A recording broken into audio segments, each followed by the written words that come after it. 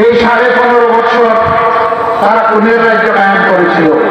তার জানান দিয়েছিল ক্ষমতায় আসার আগে 2 বছর আগে 2006 সালের 28 অক্টোবর স্পষ্ট দিবালোকে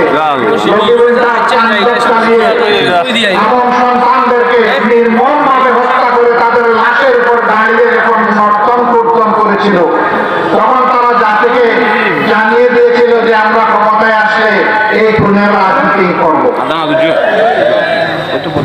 আমরা সেদিন আমাদের বুকের কান্না বাংলাদেশের জনগণের কাছে হয়তো বা পৌঁছাতে পারি না। বহু কায়দা করে মহিন করে একটি জঘন্য সরকারের হাত করে পিছনের দরজায় বোঝাপড়া করে নির্বাচনী ইঞ্জিনিয়ারিং করে তারা 2008 সালের 29 ডিসেম্বর যে নির্বাচন হয়েছিল সেই নির্বাচনে তারা জয়লাভ করেছিল। 9 সালের 10 জানুয়ারি থেকে ক্ষমতায় বসেই সেই খুনের নেশা বাস্তবায়নের কর্মসূচি তার হাতে নেই। সর্বপ্রথম তারা খুন করে আমাদের 57 জন কমিটেড দেশপ্রেমিক চৌকস সেনা অফিসারকে বিডিআর সদর দপ্তর পিলখানায় 25 এবং 26 ফেব্রুয়ারি। ক্ষমতায় আসলো 10 জানুয়ারি। 2টা মাসে যেতে না যেতে খুনের রাজত্ব তারা কায়েম করা শুরু করে দিল। সেনাবাহিনীর মনোবল ভেঙে দিল।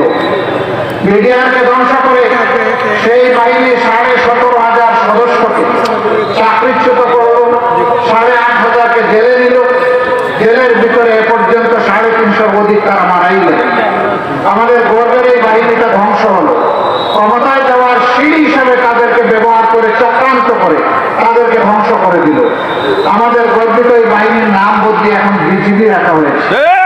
আগে ছিল আমাদের নামের সাথে একটা সৌর্য বিদ্যে বাংলাদেশ রাইফেলস, এখন নাম দিয়েছে বর্ডারের চৌকিদার। লোগো বদলিয়েছে, ড্রেস বদলিয়েছে, নাম বদলিয়ে ফেলেছে।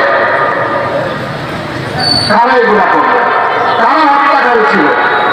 জাতিকে জানতে দেওয়া হলো না, লুকোচুরি করা হলো।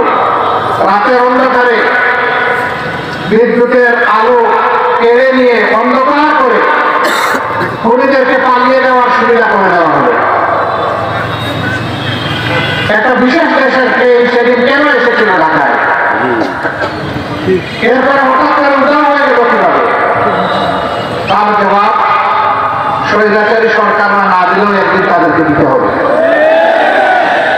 আমরা সেই হত্যাকাণ্ডের বিচার চাই।